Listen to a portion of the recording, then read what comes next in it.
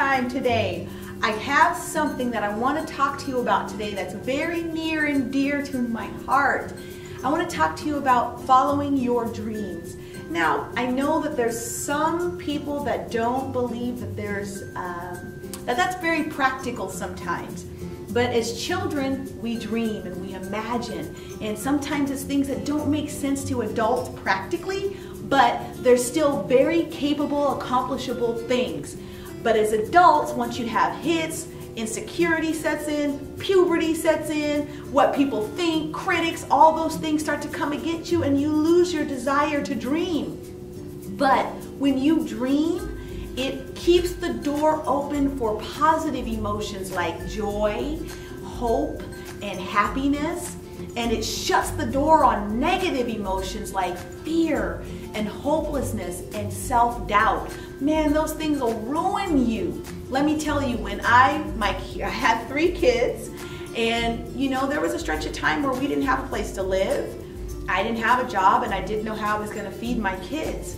But I had a dream and I had hope. I had a dream that I would be a successful business owner one day, and I had a hope that somehow, some way, I was going to be able to take care of my kids. My hope was in being able to provide for my kids.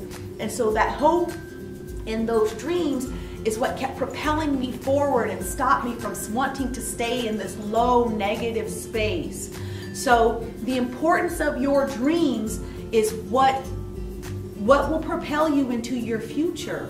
You don't ever want to let go of ideas and concepts and imaginations that you've had. You want to write those things down. You want to keep those things before your eyes. I know that for me personally, I like to journal, and it's not like lengthy journaling, but I have a book. It's about this big, and I just take little notes in it, just reminding me of my hopes and my goals and my desires and my dreams. And that kind of stuff is what drives me through life, and it stops me from being stagnant, stops me from being in this place, and it stops me from settling. I don't ever want to settle for less when I can strive for the best.